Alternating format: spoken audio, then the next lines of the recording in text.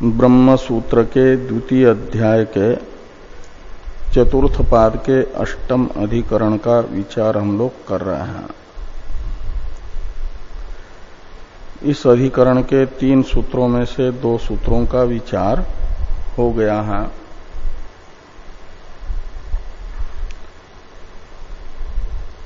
इंद्रिया प्राण से अलग तत्वांतर हैं,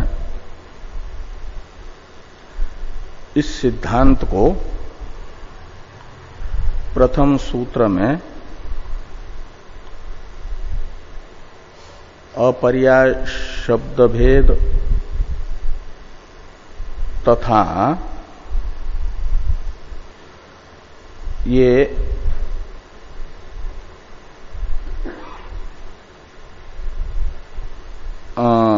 पृथक पृथक जन्म कथन इन 2 हेतुओं के द्वारा बता दिया गया।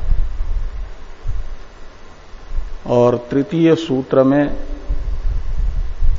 मुख्य प्राण से वागादि भिन्न है, इसी प्रतिज्ञात अर्थ की सिद्धि के लिए पूर्वोक्त 2 हेतुओं से भिन्न तीसरा हेतु बताया, प्रकरण भेद। भेद श्रुते का अर्थ है प्रकरण भेदात। आसुरों से विद्ध होने वाले वागादि के प्रकरण का उपसंहार करने के पश्चात अथ इमं आसन्यम प्राणम ऊचु इत्यादि वाक्य में अथ शब्द प्रयोग द्वारा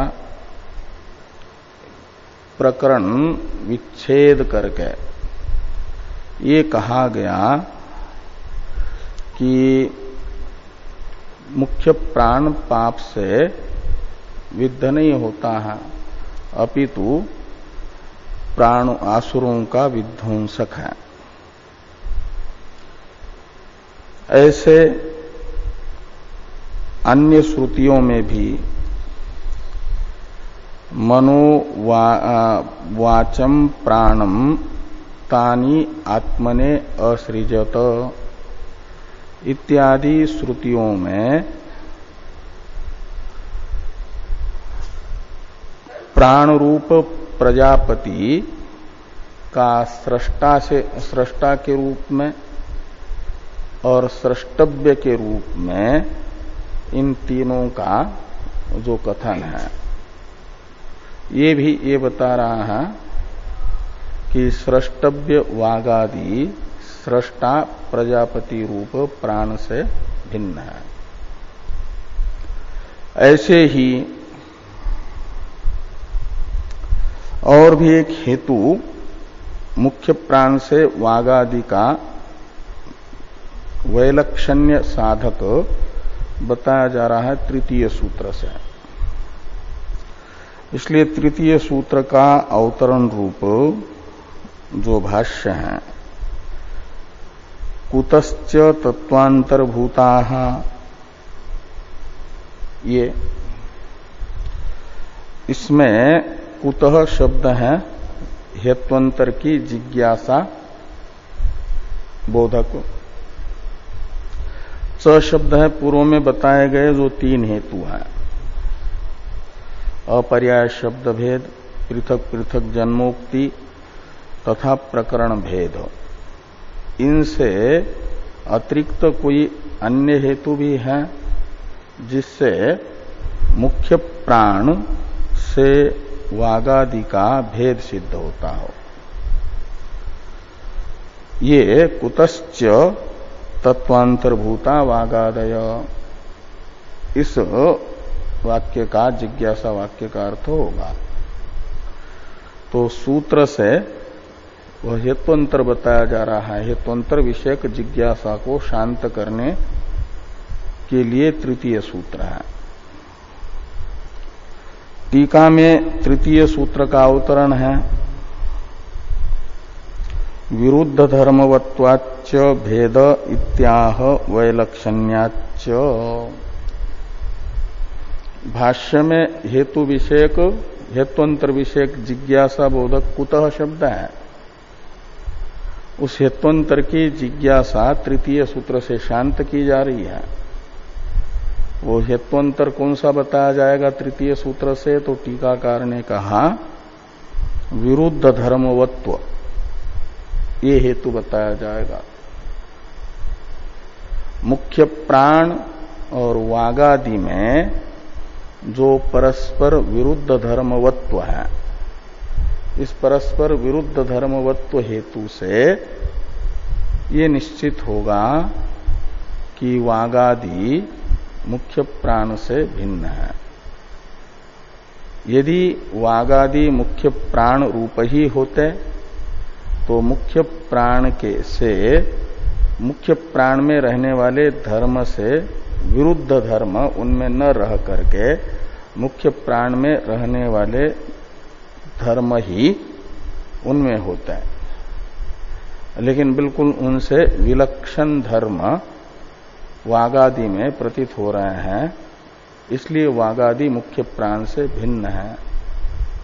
ऐसा परस्पर विरुद्ध धर्मवत्व रूप हेतु से,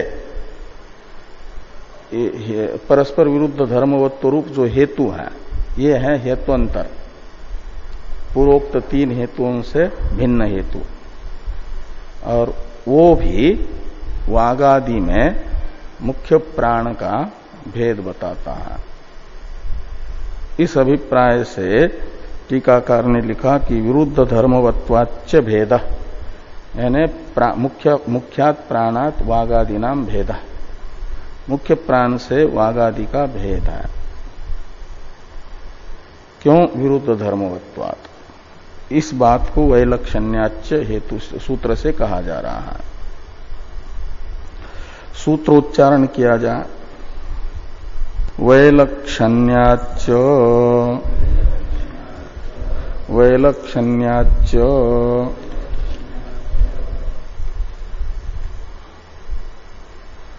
वैलक्षण्यात और च ऐसे दो हेतु हैं। वैलक्षण्यात पंचमी च अव्यय।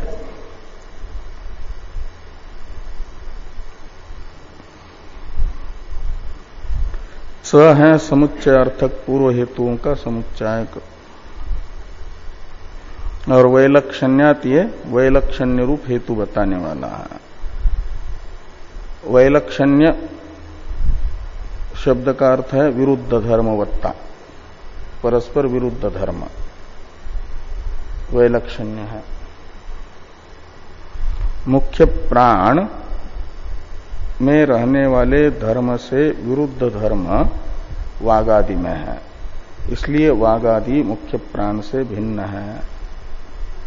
प्रथम सूत्र से ते अन्यत्र श्रेष्ठात, ये प्रतिज्ञा तो आएगी ही।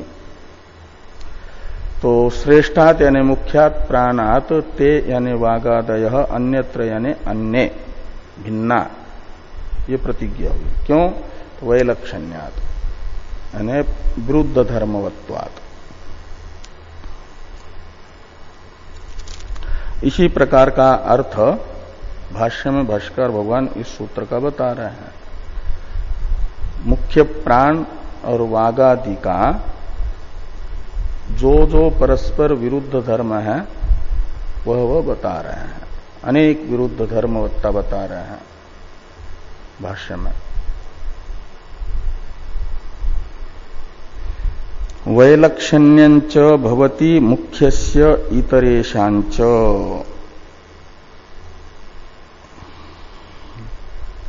तो मुख्यस्य प्राणस्य और इतरेषाम यानी वागादि नाम, मुख्य प्राण और वागादि का परस्पर वैलक्षण्य विरुद्ध धर्मवत्व है।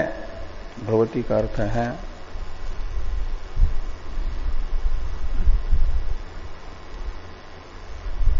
तो कहा यदि परस्पर विरुद्ध धर्म इनमें है तो कुछ बताइए विरुद्ध धर्म। तो बता रहे हैं वागादि और मुख्य प्राण के जो परस्पर विरोधी धर्म हैं उन्हीं को बताने के लिए अवशिष्ट भाष्य ग्रंथ हैं।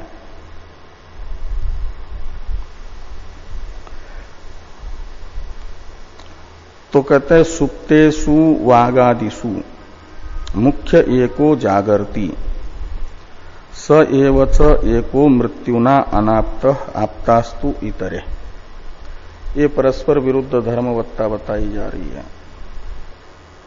वागादि सोते हैं, प्राण सोता नहीं है। सोना और जगते रहना ये परस्पर विरुद्ध धर्म है। तो वागादिषु सुप्तेषु सत्सु, वागादि के सुप्त हो जाने पर, और सुप्त होने का अर्थ है व्यापारोपरत हो जाना। वागादि अपने अपने व्यापारों को करते करते थक जाते हैं तो व्यापार करना बंद कर देती हैं। एक साथ सभी तो सोना हो जाता है। वाक बोलना रूप अपना व्यापार नहीं करती, उससे उपरत रहती है।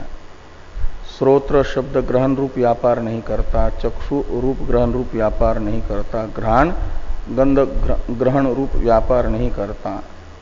तो उसी अवस्था को कहा जाता है इंद्रियों की वृत्तिलय रूप अवस्था। मन भी सोचना बंद कर देता है। सुसुप्ति में कोई सोचता नहीं कुछ भी। ये सोचना, चिंतन, मनन ही मन का व्यापार है। तो इन एकादश इंद्रियों में से किसी का भी जो जागृत अवस्था में प्रसिद्ध व्यापार है वह नींद में नहीं होता। तो ये सो जाते हैं। सब इंद्रियों का एक साथ अपने अपने व्यापारों से रहित होने का नाम है सो जाना। तो वागादिषु सुप्तेषु, और ये जो मुख्य प्राण है ये नहीं सोता है, ये चलता रहता है। श्वासोश्वास चलता रहेगा। इन एकादश इंद्रियों का व्यापार तो नहीं होगा, मुख्य प्राण का व्यापार चलता रहेगा। प्राणन अपानन क्रिया। तो इसलिए इसे कहा जाता है जो व्यापार कर रहा है वो जग रहा है, जो व्यापार से उपरत हुआ सो रहा है।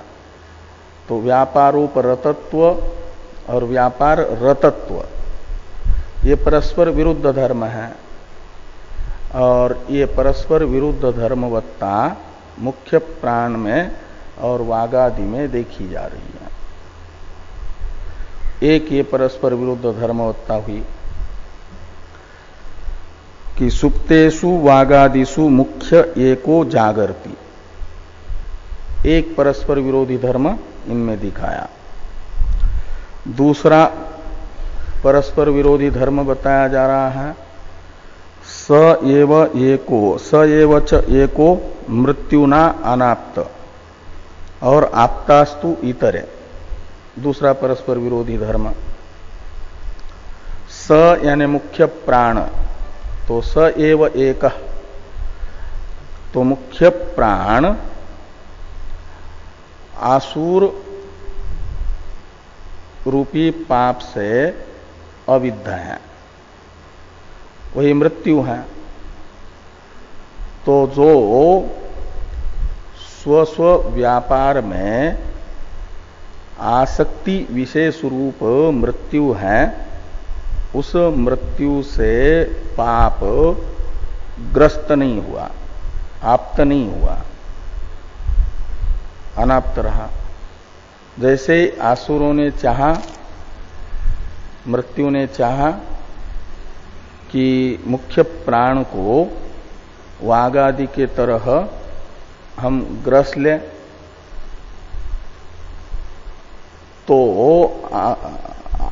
आसुर रूपी जो पाप है कहो या मृत्यु कहो, शास्त्र ने कहा कि वैसा चूर चूर हो गया जैसा कोई मिट्टी का ढेला किसी बड़ी शिला को ये सोच करके उस पर पटक जाए, ऊंचाई से गिर जाए कि इसे हम तोड़ दें शिला को, तो शिला का तो कुछ भी वह अनर्थ नहीं कर सकता, लेकिन स्वयं शिला को नष्ट करने के लिए शिला पर गिरा हुआ मिट्टी का ढेला चूर्ण हो जाता है।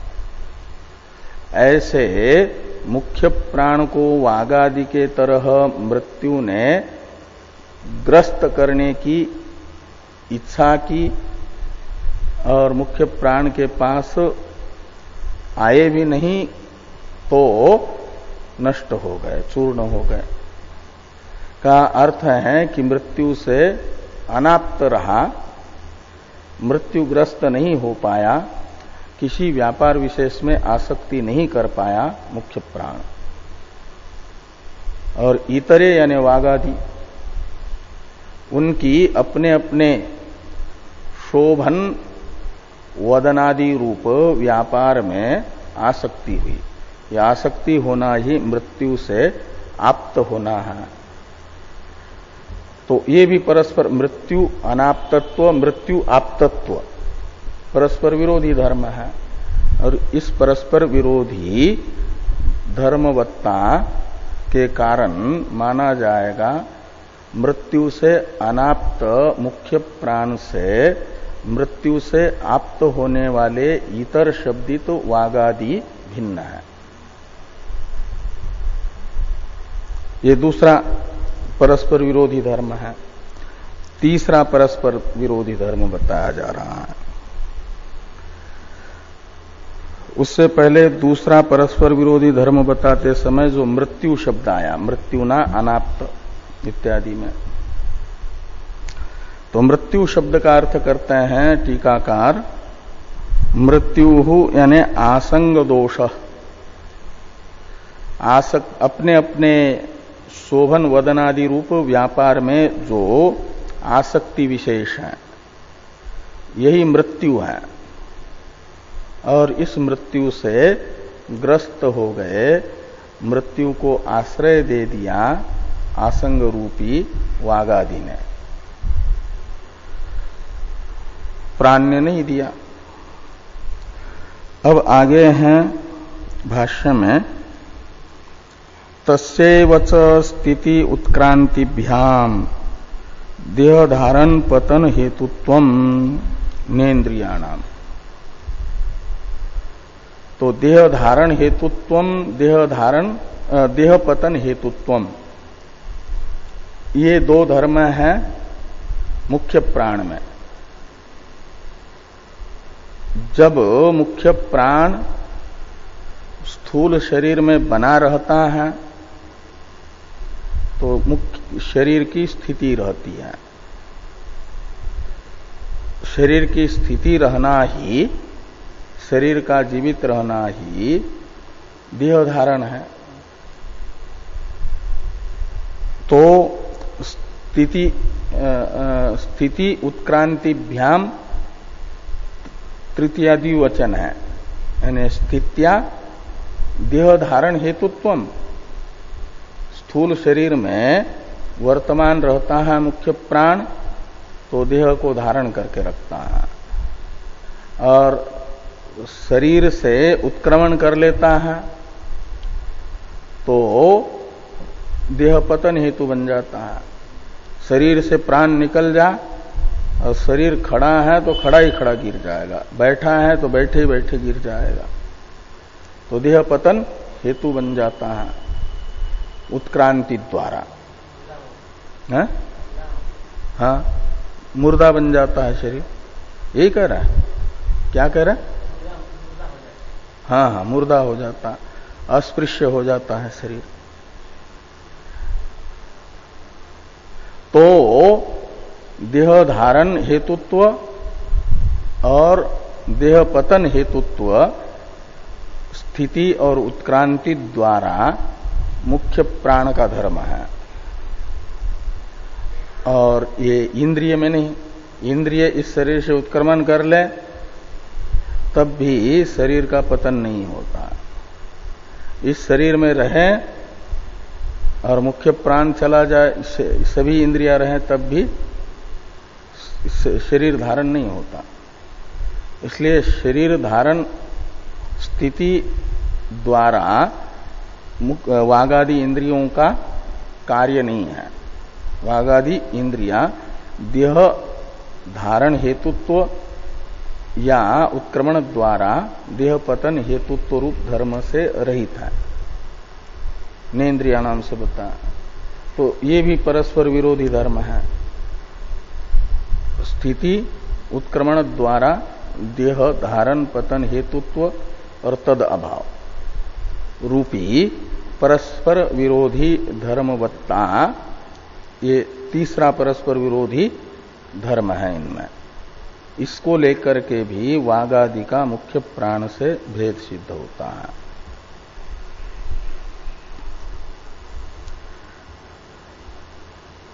ये कहा जा रहा है कि तस्मात् अपि येषाम तत्वांतर भाव सिद्धि। तस्मात् अपि यानी विरुद्ध धर्मवत्वात् अपि, विरोधी धर्मवत्व होने से भी, वैलक्षण्य होने से भी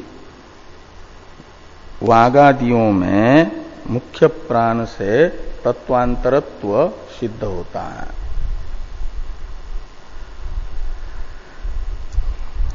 वैलक्षण्याच इस सूत्र की व्याख्या हो गई। अब मुख्य प्राण से वागादि को अनन्य मानने वाले, अन्य न मान करके मुख्य प्राण की वृत्ति रूप ही वागादि को मानने वाले जो इस अधिकरण के पूर्व पक्षी हैं, उन्होंने वागादि का मुख्य प्राण से अनन्यत्व दिखाने के लिए जो हेतु बताए थे पूर्व पक्षी ने अपना मत रखते समय, उन हेतुओं का अनुवाद करके अन्यथा सिद्धि बताई जा रही है। यच्च उक्तम इत्यादि से, यद उक्तम इत्यादि के द्वारा। यद उक्तम त एतस्यैव सर्वे रूपम अभवन इति श्रुते प्राण एव इंद्रियाणि इति तद अयुक्तम।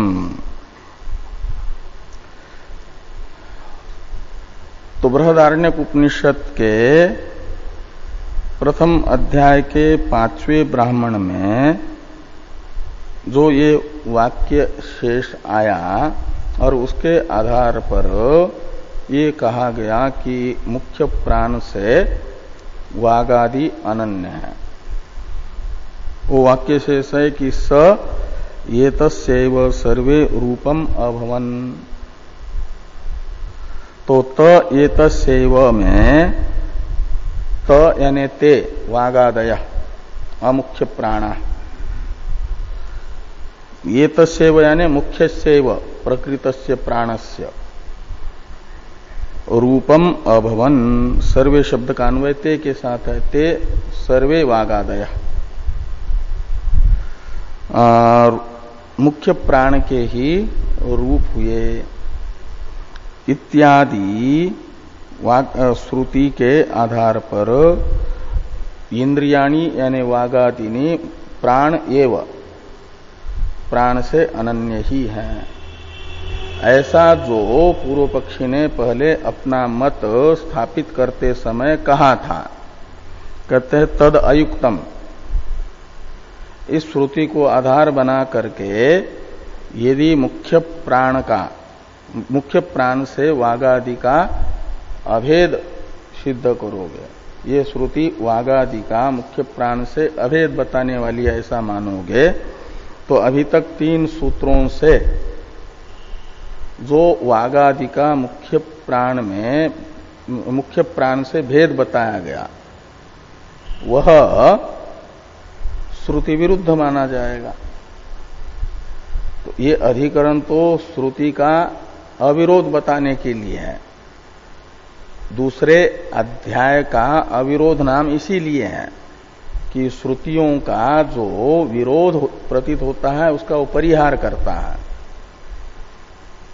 और इस श्रुति को आधार बना करके मुख्य प्राण से वागादि अनन्य है, ये सिद्ध होगा। तो इस अधिकरण के 3 सूत्र मुख्य प्राण से वागादि का भेद बता करके श्रुति विरुद्ध बात कर रहे हैं, ये माना जाएगा।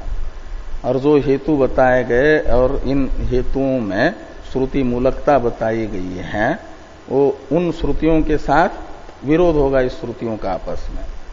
तो श्रुतियों का आपस में अविरोध सिद्ध करने के लिए ये पाद है। लिंग श्रुति विषयक परस्पर विरोध का परिहार, ये इस अधिकरण का प्रतिपाद्य है और ये विरोध हो जाएगा, इसलिए अयुक्त है। इसलिए वहां पर तो और भी उपक्रम उपसंहार आदि को देखते हैं तो ये अर्थ निश्चित होता है कि वागादि मुख्य प्राण से भिन्न ही है। भिन्न होने पर भी, तत्वांतर होने पर भी, ये इंद्रिय रूप जो तत्व है वागादि, वह मुख्य प्राण के अधीन है। इसलिए ये श्रुति त एतस्यैव सर्वे रूपम अभवन, ये जो मुख्य प्राण में मुख्य प्राण का रूप वागादि हो गए करके कह रही है, मुख्य प्राण रूपता वागादि में बता रही है।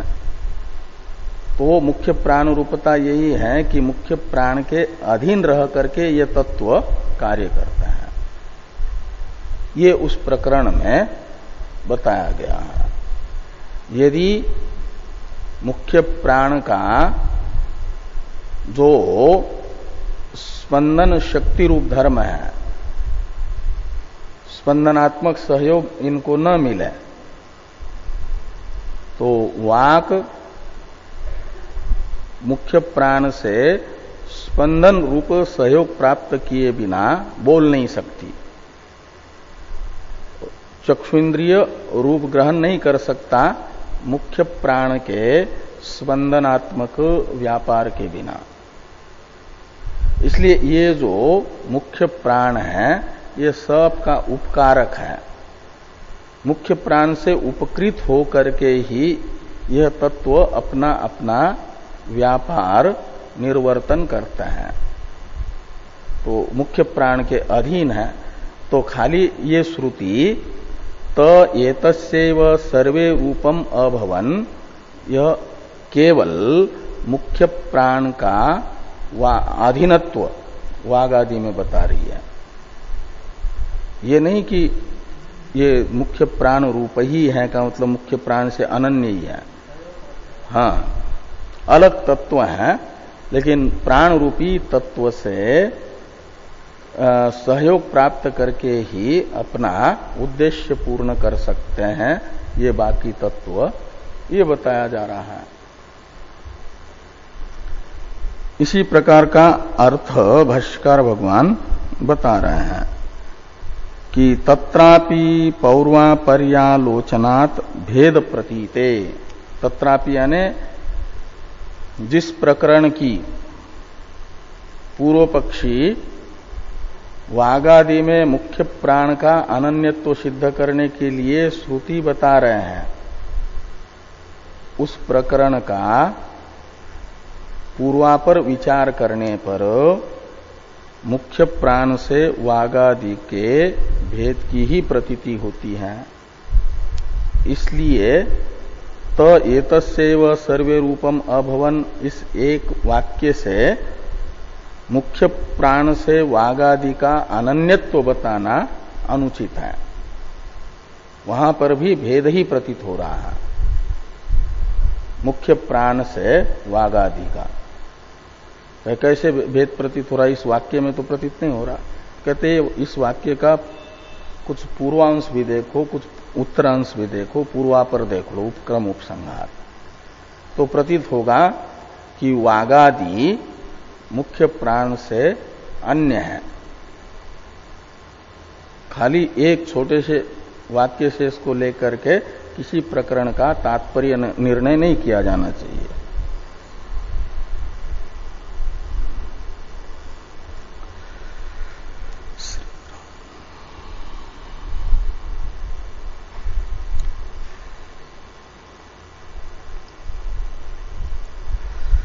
तो इसी अभिप्राय से आगे वाला वाक्य है,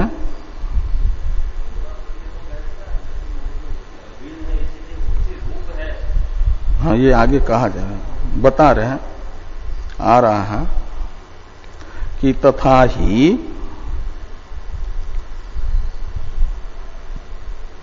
तो पौर्वा पर्यालोचनात् भेद प्रतीते, एक हेतु बता अयुक्तता में मुख्य प्राण से वागादि अनन्य है, ये कहना अनुचित है। क्यों अनुचित है? तो यह अनन्यत्व को बताने वाली श्रुति जिस प्रकरण में आई है उस प्रकरण का पूर्वापर विचार करने पर इनका आपस में भेद प्रतीत होता है, इसलिए वह श्रुति अनन्यत्व नहीं बताएगी। ये एक सूत्रात्मक हेतु से बताया पहले। अब तथा ही इत्यादि से वो विवरण है भेद प्रतीते रूप हेतु का, पूर्वापर पर्यालोचन करने पर कैसे भेद प्रतीत हो रहा है, इसे कह रहे हैं कि वदिष्यामि एव अहम इति वाग्दध्रे इति वागादीनि इंद्रियाणि अनुक्रम्य तानि मृत्युः श्रमो भूत्वा उपएमे तस्मात् श्राम्यत्येव वाक् इत्यादि इति च भ्रम श्रम रूपेण मृत्युना ग्रस्तत्वम् वागादीनाम् अभिधाय अथ इमम् एव न आपनोत यो अयम् मध्यम प्राण इति पृथक् प्राण मृत्युना अनभिभूतम् अनुक्रामति अयम् वै नः श्रेष्ठ इति च श्रेष्ठताम् अस्य अवधारयति तस्मात् अविरोधेन वागादिषु परिस्पंद लाभस्य प्राणायत्तत्वं तद्रूप भवनम वागादीनाम इति मंतव्यम न तादात्म्यम। ये तथा ही से लेकर के न तादात्म्यम यहाँ तक के ग्रंथ से तत्रापि पौर्वापर्य आलोचनात् भेद प्रतीते, इसकी व्याख्या है। हाँ, भेद प्रतीति हो रही है, तादात्म्य प्रतीति नहीं हो रही है, तद्रूपत्व की प्रतीति नहीं हो रही है, ये कह रहा।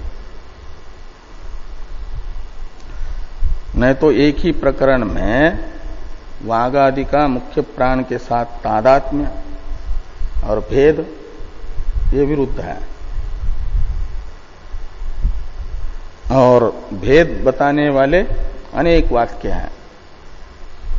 उन भेद बताने वाले अनेक वाक्यों के अनुरोध से वागादि मुख्य प्राण से तत्वांतर है, और वहां पर जो फिर मुख्य प्राण का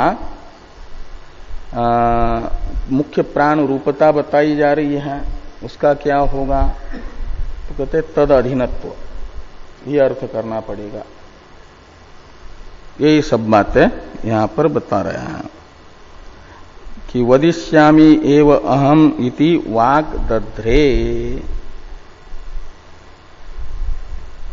वाक ने एक व्रत धारण कर लिया।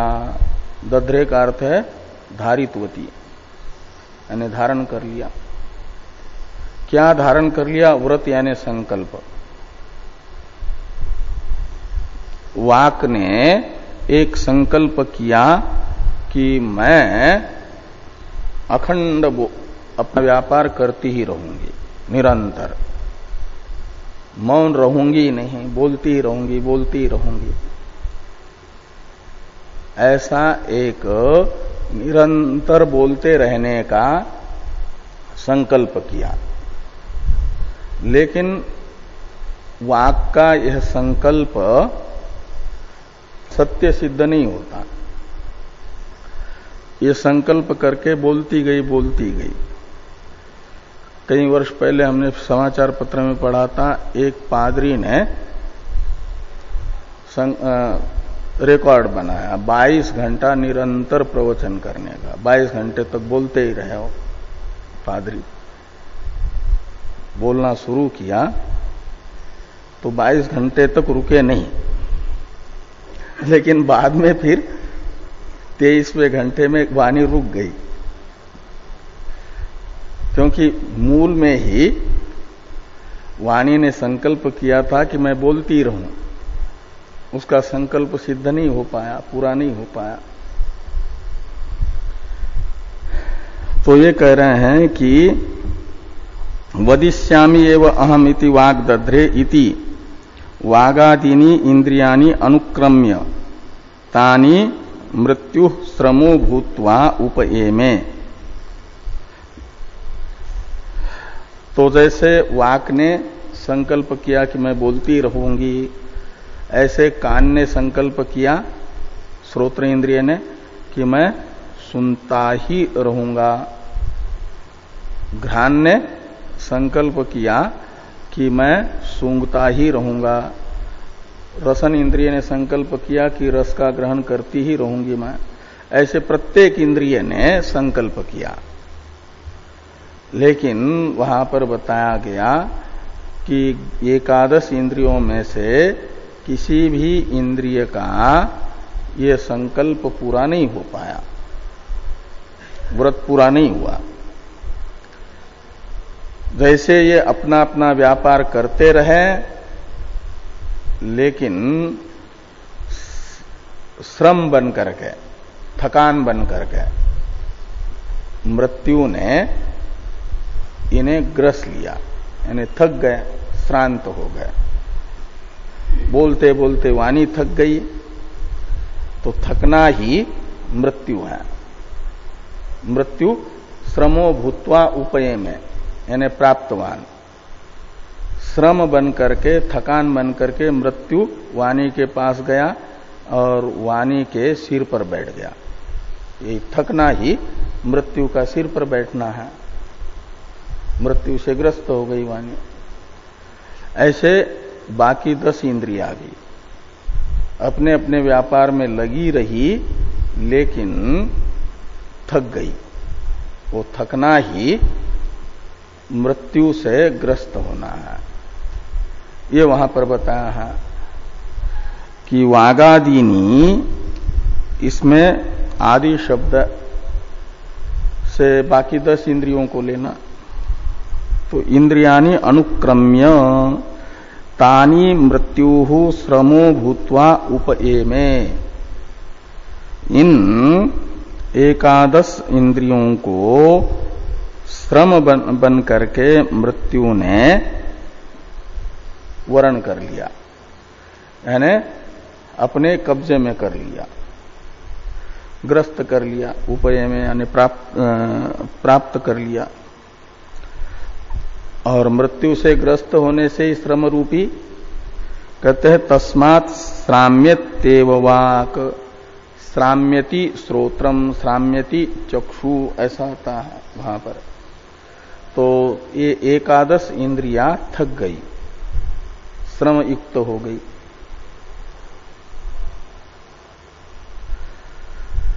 इति च श्रम रूपेण मृत्युना ग्रस्तत्वम वागादीनाम अभिधाय। अभिधाय का अर्थ है उक्त्वा, बता करके।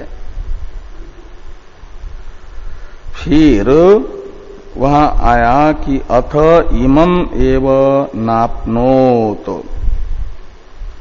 अयम योयम मध्यम प्राण।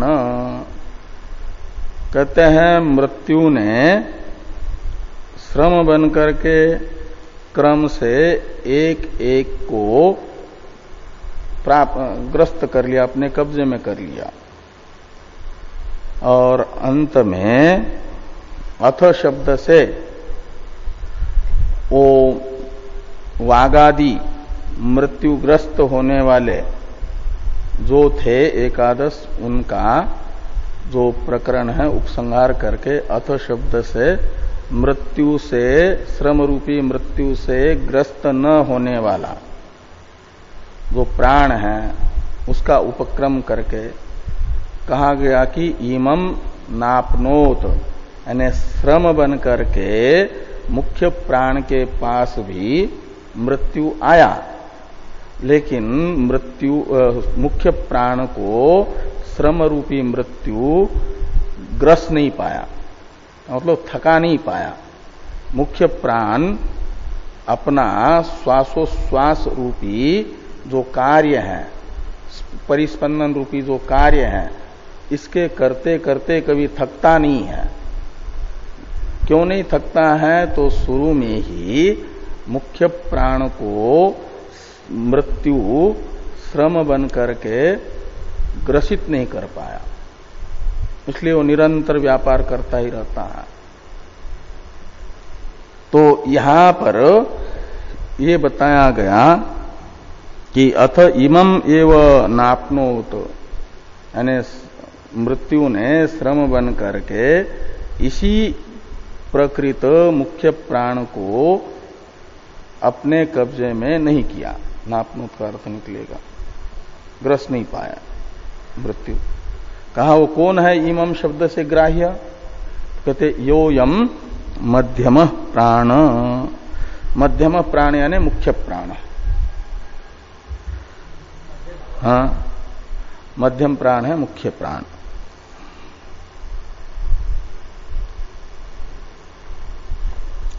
तो इति पृथक प्राणम मृत्युना अनभिभूतम, तम अनुक्रामति।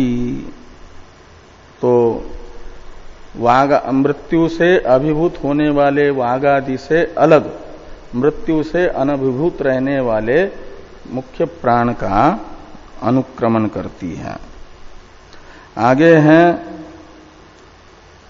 यानी ये उसी प्रकरण की श्रुतियां हैं, वो जिस प्रकरण में त एतसेव सर्वे रूपम अभवन, ये एक वाक्य आया, जिस वाक्य को आधार बना करके पूर्व पक्षी वागादि का मुख्य प्राण से अभेद बताना चाहते हैं। सिद्धांति कहते हैं इस वाक्य को आधार बना करके वागादि का मुख्य प्राण से अभेद बताना अनुचित है, तदयुक्तम। कैसे अयुक्त है ये दिखाने के लिए कहा कि देखो उस प्रकरण के जो ये वाक्य हैं, ये तो ये बता रहे हैं कि वागादि श्रम रूप धारण करके आए हुए मृत्यु से ग्रस्त हैं, मुख्य प्राण उस श्रम रूपधारी मृत्यु से अग्रस्त है। ऐसा कह करके फिर आगे मुख्य प्राण की श्रेष्ठता को स्वयं वागादि अपने मुख से स्वीकार करते हैं। वो वाक्य भी ये बता रहा है कि वागादि मुख्य प्राण को अपने से श्रेष्ठ स्वीकार कर रहे हैं और अपनी निकृष्टता को मुख्य प्राण के सामने स्वीकार कर रहे हैं। यदि मुख्य प्राण के रूप ही ये होते हैं तो एक वस्तु स्वयं अपने से न तो श्रेष्ठ होती है न तो निकृष्ट होती है। जो किसी से कोई वस्तु यदि श्रेष्ठ है किसी से, तो मानना पड़ेगा कि जिनमें श्रेष्ठत्व निकृष्टत्व बताया जा रहा है वे आपस में एक नहीं है, भिन्न है। तो उसी प्रकरण में वागादि के मुख से स्वयं वागादि ने अपना निकृष्टत्व और मुख्य प्राण का श्रेष्ठत्व स्वीकार करके एक प्रकार से ये बताने वाली जो श्रुति है संवाद, ये बता रही है कि वागादि मुख्य प्राण से अन्य तत्व है, मुख्य प्राण श्रेष्ठ तत्व है और वागादि उससे निकृष्ट तत्व है, तत्वांतर है। अयम वै नः श्रेष्ठ, नः यानी अस्माकं मध्ये, हम लोगों में इस कार्यक्रम संघात में जो हम हैं 11 और 12वां ये मुख्य प्राण हैं, तो हम 12 में यही श्रेष्ठ हैं मुख्य प्राण, ऐसा इन 11 ने स्वीकार किया। तो इति च श्रेष्ठताम अस्य अवधारयति, अस्य यानी मुख्यस्य प्राणस्य, मुख्य प्राण में श्रेष्ठता ये वाक्य शेष बता रहा है। और तस्मात् तद अविरोधेन वागादिषु परिस्पंद लाभस्य प्राण आयतत्वम तद्रूप भवनम वागादिनाम इति मंतव्यम। तो इसलिए इन अनेक पूर्वापर वाक्य शेषों से वागादि मुख्य प्राण से तत्वांतर प्रतीत हो रहे हैं, तो उन पूर्वापर वाक्य शेषों के साथ इस त एतस्यैव सर्वे रूपम अभवन वाक्य का अविरोध हो, विरोध न हो, ऐसा अर्थ करना पड़ेगा। वागादि का मुख्य प्राण से भेद बताने वाले पूर्वापर बहुत से वाक्य हैं, उनसे भेद प्रतीति हो रही है,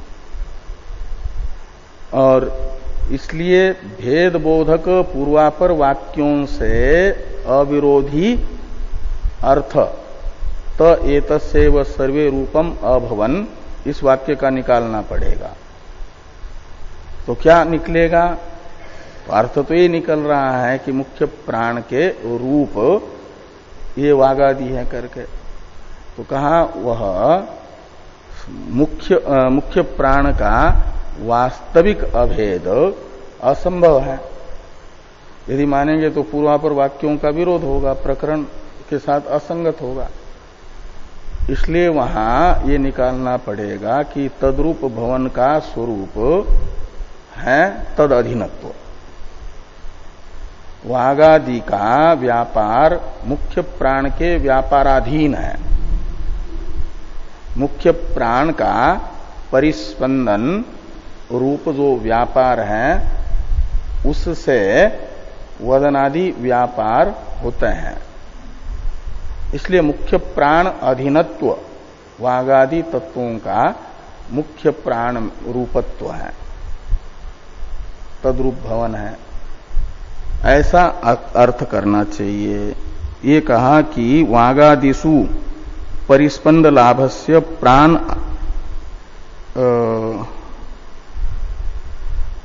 प्राणायत्त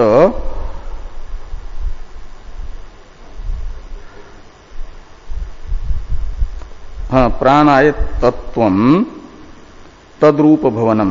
प्राणायत्त का अर्थ होता है प्राणाधीन, प्राणायत्तत्वम का अर्थ है प्राणाधीनत्व। तो मुख्य प्राण वागादियों में जो परिस्पंद लाभ है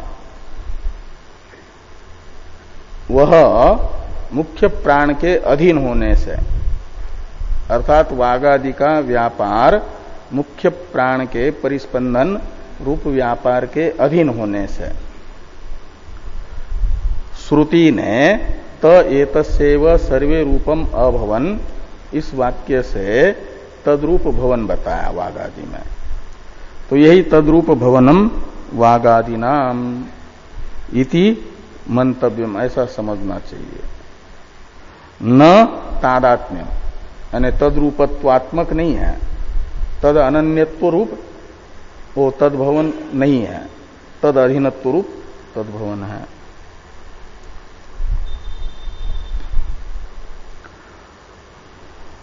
अतएव च प्राण शब्दस्य इंद्रियेषु लाक्षणिकत्व सिद्धि।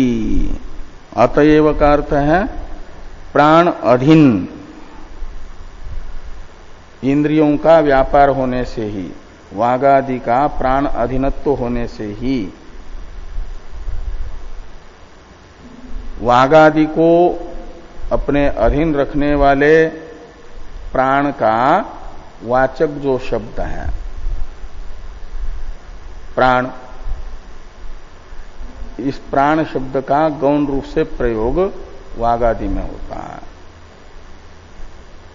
इसलिए प्राण शब्द की वागादि में लक्षणा का हेतु भी, प्रयोजक भी यही है। वागादि का मुख्य प्राण अधीनत्व होने से ही वागादि में प्राण शब्द का प्रयोग हुआ। आया न पहले कि यहां लक्षणावृत्ति से, तो पहले आया कि ये सब के सब सूक्ष्म शरीर अंतपाती जो तत्व है, ऐसा कौन सा शब्द है जिस एक शब्द के द्वारा कहे जाते हो? तो कहा कि न है वही वाक इति आचक्षते, ये सब के सब वाक शब्द से नहीं कहे जाते, चक्षु या श्रोत्र शब्द से नहीं कहे जाते, किंतु कहे जाते प्राणा इत्येव आचक्षते। प्राण इस एक नाम से सबको कहा जाता है। तो ये जो प्राण शब्द का मुख्य प्राण के लिए तो अभिधा शक्ति से प्रयोग हो रहा है, और लक्षणा वृत्ति से प्राण के अधीन वागादि होने से प्राण शब्द का प्रयोग वागादि के लिए भी होता है। ये मुख्य प्राणाधीनत्व जो वागादि में है, यही प्राण शब्द का वागादि में लक्षणा का बीज है। तो अतएव च प्राण शब्द से इंद्रियेषु लाक्षणिकत्व सिद्धि।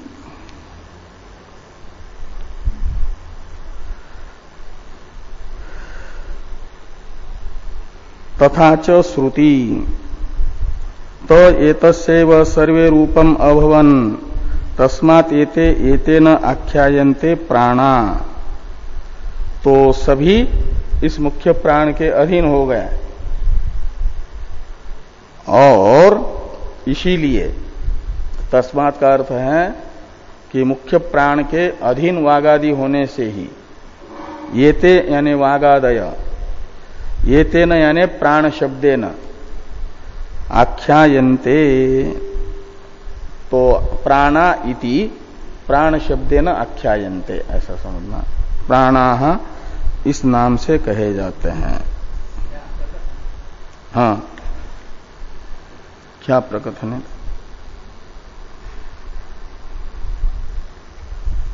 तो इति मुख्य प्राण विशेषैव प्राण शब्दस्य इंद्रियेषु लाक्षणिकीं वृत्तिं दर्शयति। तस्मात् तत्वांतराणि प्राणात् इंद्रियाणि इति। तो ये तस्मात् यानी परस्पर विरोधी धर्मवत्व होने से भी, और मुख्य प्राण से वागादि में अनन्यत्व बताने वाले श्रुति का भी आपस में, यानी वो उस श्रुति का कुछ अन्य ही अर्थ निकला। वो मुख्य प्राण रूपता नहीं बता रही है, मुख्य प्राण अधीनत्व बता रही है। इसलिए यानी अन्यथा सिद्ध हुई वो श्रुति। अतः मुख्य प्राण से तत्वांतर वागादि है, ये निश्चित होगा। एक दो वाक्य टीका में है तो ये अधिकरण ही पूरा होगा।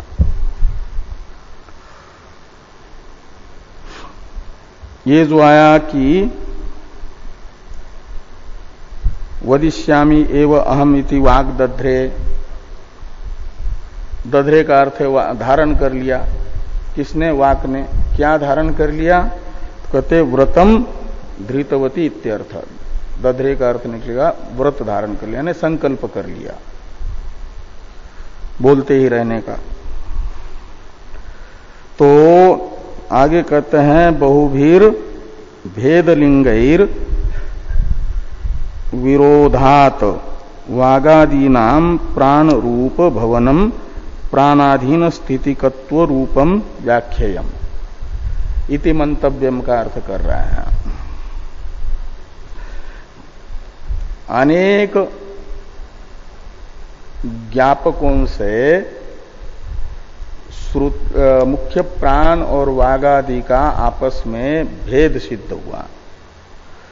ये यहां पर कहा कि बहुभीर भेदलिंग, यानी अनेक भेद ज्ञापक वाक्यों से मुख्य प्राण से वागादि तत्वांतर हैं, यह निश्चित होने पर मुख्य प्राण रूपत्व वागादि में बताने वाले वाक्य शेष का अर्थ मुख्य प्राण अधीनत्व, मुख्य प्राण अधीन स्थितिकत्व वागादि में ये करना चाहिए कि शरीर में वागादि तभी तक रह सकते हैं जब तक मुख्य प्राण रहेगा। यही वागादि में मुख्य प्राण अधीनत्व रूप प्राण रूपता है।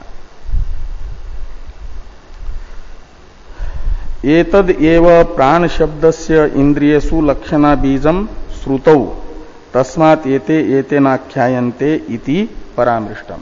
तस्मात् एते एतेनाख्यायन्ते इस वाक्य में मुख्य प्राण अधीनत्व जो वागादि का है, यही प्राण शब्द का वागादि में लक्षणा बीज के रूप में भी अपनाया गया है। इति न भेदाभेद श्रुत्योर विरोध, इसलिए मुख्य प्राण से वागादि का अभेद बताने वाली श्रुति अन्यथा सिद्ध होने से, उसका अन्य में तात्पर्य होने से, तद अधीनत्व में तात्पर्य होने से भेदाभेद श्रुति का कोई विरोध नहीं है, यह बात निश्चित हुई। एक अधिकरण इस पाद का बचा है, वो कल से उस अधिकरण का विचार प्रारंभ होगा।